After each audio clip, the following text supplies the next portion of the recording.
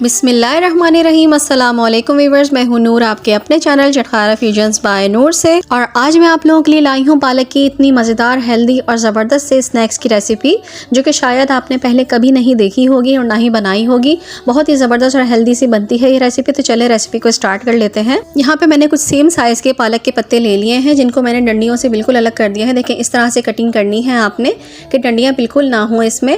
मैंने इसको अच्छी तरह से वॉश करने के बाद इनको टैप करके अच्छी तरह से ड्राई भी कर लिया है, जो कि बहुत ज़्यादा ज़रूरी स्टेप है। जब हम फ्रिज से निकालते हैं तो पालक के पत्ते बहुत ही फ्रेश और बहुत ही कड़क कड़क से हो रहे होते हैं, इसलिए इनको हवा लगाना बहुत ज़्यादा ज़रूरी है। जब आप इनको टैप करके खुश्क कर लें, थोड़ी देर के लिए हवा के नीचे रख दीजिएगा, तो ये इस तरह से थोड़े से सॉफ्ट हो जाएंगे। यहाँ पे मैंने हाफ केजी आलूओं को बॉईल कर लिया था, उनको अच्छी तरह से ग्रेट करके मैश कर लिया है। 1 टीस्पून के करीब मैंने डाल दी है कुटी हुई लाल मिर्च, 1 टीस्पून मैंने इसमें डाल दिया है salt, 1 teaspoon chaat masala, 1 teaspoon अमचूर पाउडर, 1 टीस्पून चिकन पाउडर, 1 हरी मिर्च को बारीक काट लिया है, ये भी इसमें शामिल कर देंगे। थोड़ा सा हरा धनिया इसमें काट के शामिल कर देंगे और अब इसको अच्छे से हम मिक्स कर लेंगे।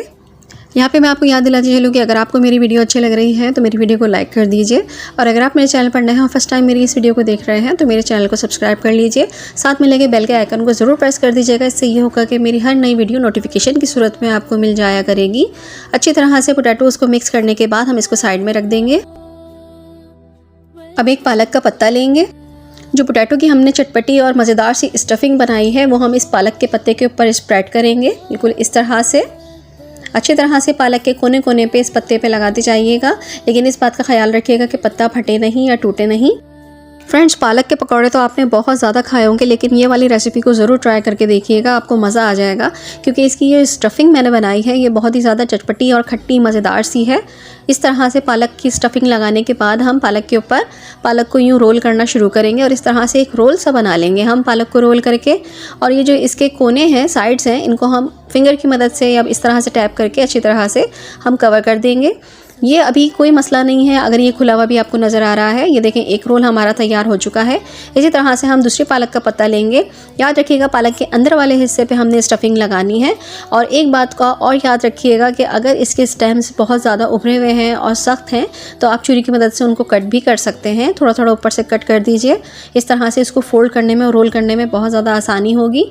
देखें, दूसरी पे भी मैंने लगा लिया है। अब हम इसको रोल करेंगे। है ना फ्रेंड्स, बहुत इजी सा काम, बहुत इजीली ये रोल हो जाता है, कोई ज़्यादा मुश्किल काम नहीं है। बहुत इजीली देखें ये रोल होना शुरू हो जाता है। ये देखें, इस तरह से हम इसको रोल कर लेंगे। ये हमारा दूसरा रोल भी तैयार हो चुका है पालक का। अब इसको हम एजेस जो है वो इस तरह से अंदर की तरफ फोल्ड करके मोड़ देंगे, इस तरह से इसको कवर कर देंगे। ये देखें, दूसरा रोल भी हमारा तैयार हो चुका है। इसी तरह से हम तमाम रोल तैयार कर लेंगे। आधा किलो आलू की स्टफिंग में 15 रोल बनके हमारे तैयार हो चुके हैं। अब आ जाते हैं हम दूसरे प्रोसेस की तरफ। कोटिंग के लिए मैं यहाँ पे मैदे की स्लरी बनाऊंगी। 4 चमचे मैंने मैदा ले लिया है, उसमें हम उतना पानी डालेंगे कि ये गाढ़ी सी एक कोटिंग तैयार हो जाए। इस तरह से ये देखें, स्पून कवर होना चाहिए, इतनी गाढ़ी कोटिंग होनी चाहिए। इसकी कंसिस्टेंसी आप देख लीजिए। चलिए हम इनकी कोटिंग करना शुरू करते हैं। सबसे पहले हम मैदे की स्लरी में रोल को डुबोएंगे। इसको डिप करने के बाद हम ब्रेड क्रम्स में डाल लेंगे, क्रम्स लगाएंगे। क्रम्स की एक लेयर लगाने के बाद अच्छी तरह से इस तरह से देखें, आपने क्रम्स की एक लेयर लगानी है। फिर इसको दोबारा से हम सुपर क्रिस्पी करने के लिए दोबारा से हम स्लरी की कोटिंग करेंगे और दोबारा इसको हम ब्रेड क्रम्स में डाल देंगे और अच्छी तरह से दोबारा से क्रम्स की कोटिंग करेंगे। अच्छी तरह से आपने क्रम्स की कोटिंग करनी है, तो ये बहुत ही सुपर क्रिस्पी और बहुत ही मज़ेदार सा बन के तैयार होगा। ये ब्रेड क्रम्स मैंने घर में ही बनाए हैं और ये मसाला ब्रेड क्रम्स हैं, बहुत ही ज़बरदस्त और बहुत ही मज़ेदार से ब्रेड क्रम्स ये बन के तैयार होते हैं। ये देखिए, एक रोल हमारा बन के रेडी हो चुका है। इसी प्रोसेस से हम दूसरा रोल भी बना लेंगे। मसाला ब्रेड क्रम्स का ये फ़ायदा होता है कि इसके ब्रेड क्रम्स की जो लेयर होती है, आउटर लेयर जो होती है, वो भी बहुत ही ज़्यादा मज़ेदार हो जाती है, फ्लेवरफुल हो जाती है क्रिस्पी होने के साथ साथ। अगर आप इसकी रेसिपी चाहते हैं तो मुझे ज़रूर कमेंट बॉक्स में बताइएगा, मैं इसकी रेसिपी शेयर कर दूँगी, जल्द ही शेयर कर दूँगी। वरना सादे और जो येलो ब्रेड क्रम्स होते हैं, ऑरेंज ब्रेड क्रम्स होते हैं, उनकी रेसिपी मैं अपने चैनल पर अपलोड कर चुकी हूँ, वो आप मेरे चैनल पर जाकर देख सकते हैं। ये देखिए, दूसरा रोल भी तैयार हो चुका है और इसी तरह से हम सारे रोल बनाकर तैयार कर लेंगे। ये लीजिए फ्रेंड्स, सारे रोल बनके हमारे तैयार हो चुके हैं। अगर आप चाहें तो इनको इस तरह से लेयर करके फ्रीज़र में फ्रीज़ भी कर सकते हैं और सेव कर सकते हैं।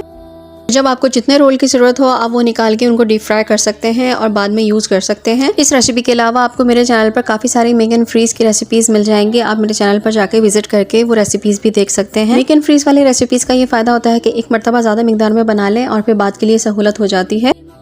बस इसे कवर करके अब मैं फ्रीज़र में रख दूँगी और जब ज़रूरत होगी इन्हें निकाल कर हम डीप फ्राई कर सकते हैं।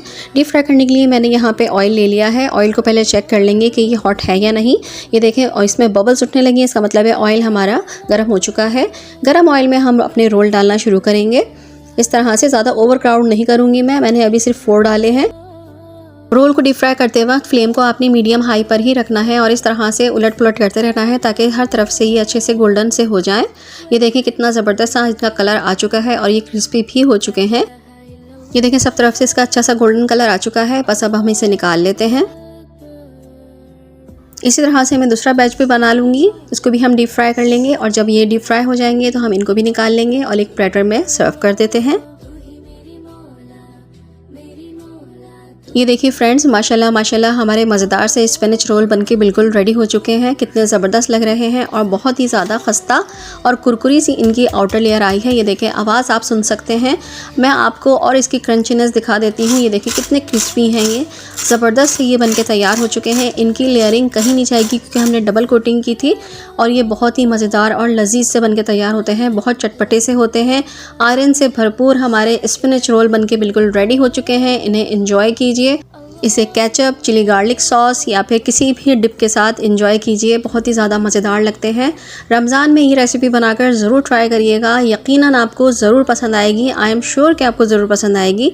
ऊपर से बहुत क्रिस्पी और क्रंची बने हैं, अंदर से बहुत सॉफ्ट मज़ेदार चटपटे और खट्टे से ये रोल है। क्योंकि मैंने जो आलूओं की स्टफ़िंग बनाई थी वो बहुत ही ज़्यादा मज़ेदार स्टफ़िंग थी। आधा किलो आलूओं के हिसाब से आपने अगर मेजरमेंट इतनी ही रखेंगे तो बिल्कुल परफेक्ट स्टफ़िंग आएगी। बहुत स्पाइसी और मज़ेदार से बनेंगे। सो फ्रेंड्स, अगर आपको मेरी रेसिपी पसंद आई है तो रेसिपी को लाइक कर दीजिए और आगे अपने फ्रेंड्स एंड फैमिली में शेयर भी कर दीजिएगा। इसके अलावा अगर आप मेरे चैनल पर नए हैं तो मेरे चैनल को सब्सक्राइब कर लीजिए। बेल का आइकन लाजमी प्रेस कर दीजिएगा क्योंकि बेल का आइकन प्रेस करने के बाद आपको मेरी हर नई वीडियो नोटिफिकेशन के साथ हासिल हो जाएगी। नोटिफिकेशन आपके मोबाइल में आ जाया करेगा। इसके अलावा अगर आप मुझे फेसबुक पेज, इंस्टाग्राम और टिकटॉक पे भी फॉलो कर सकते हैं। वहाँ पे भी मैं अपनी रेसिपीज़ को अपलोड करती रहती हूँ और अगर आपके पास कोई क्यूरी है तो आप मुझे वहाँ पे मैसेज भी कर सकते हैं। इंशाअल्लाह ताला आऊँगी अच्छी और यूनिक रमज़ान की मज़ीद रेसिपीज़ लेकर। जब तक के लिए नूर को इजाज़त दीजिएगा और अपनी दुआओं में ज़रूर याद रखिएगा। अल्लाह ताला आप सबके रिज़्क़ में बरकत अता फ़रमाए। आमीन सुम्मा आमीन। तो चलिए फिर चलती हूँ, इजाज़त दीजिए। अल्लाह हाफ़िज़। अल्लाह निगहबान।